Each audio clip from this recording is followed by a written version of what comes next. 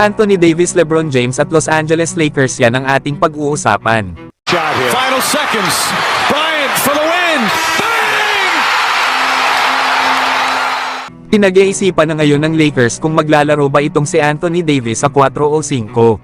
Lalo at sa naging practice ng Lakers ay gumamit sila ng dalawang big man. At naging maganda nga ang ipinakita dito ni Davis. Lalo at malaya nga itong nakakagalaw kung saan man niya pumunta. At nang matanong nga ito kung ano bang posisyon ang paglalaroan niya, tinabi nga ni Davis na malay daw natin. Lalo at sinusubukan pa nga daw nito na alamin na malaking tao na nga daw itong si Davis na naglalaro ng basketball.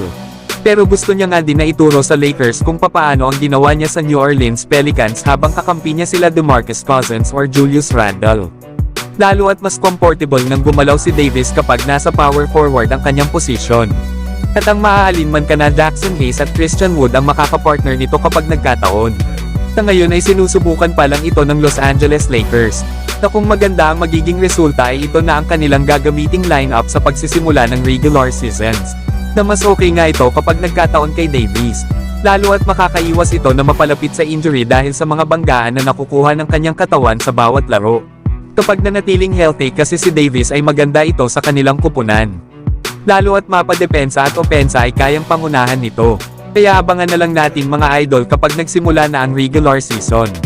Kung dalawang big man ba ang ilalagay ng Lakers sa kanilang starting 5. Sa ibang balita naman mga idol, Darvinham ibinunyag naman kung papaano nila mapapanatili si LeBron na healthy sa kanyang ika-21 year.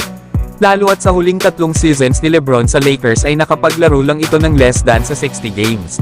Kaya sinabi ni Coach Darvinham na nakikipag-coordinate na nga daw sila sa trainer ni LeBron na si Mike Mancias. At ito nga ay para sa mga hakbang na maaari nilang gawin para manatiling healthy si LeBron. Ang kagandahan pa daw dito ay nasa magandang pangangatawan itong si LBJ sa ngayon. At mas marami din daw itong experience na maglaro kasama si Anthony Davis kesa sa iba pa nilang kasama. Sa ngayon din daw kasi ay may tulong na makukuha itong si LeBron lalo na sa kanilang opensa. Dahil na nga rin ito sa mga bagong players ng Lakers na nakuha nila sa free agency. Na hindi na nga kailangan ni LeBron na magtodo sa kanilang mga ginagawa sa practice ng Lakers. Na sinisigurado nga ng kanilang kupunan na healthy ito kapag dumating na ang playoffs. Lalo at babawasan na nga rin ang playing time nito next season. Na sa nakaraang season nga ay may average itong 28 points, 8 rebounds at 6 assists per game. At napasama nga rin ito sa All-NBA third team. Kaya yan ang dapat abangan ng karamihan. Kung kaya pa rin ba mag-dominate ni LeBron James next season sa kabila ng kanyang edad na 38 years old. At para naman sa huli nating balita mga idol, busy naman ang Lakers sa kanilang huling practice bago ang laban nila bukas sa Golden State Warriors. Handang-handa na nga mga idol ang Los Angeles Lakers sa kanilang unang magiging laban sa preseason games.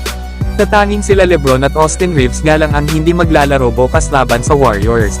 Na gusto nga ng Lakers na magpahinga pa ang mga ito. Pero sa mga susunod naman na laro ng Lakers sa preseason games ay maglalaro naman itong sila LeBron at Austin Reeves. Kaya panoorin muna natin mga idol ang naging huling practice ng Lakers bago ang laro nila bukas.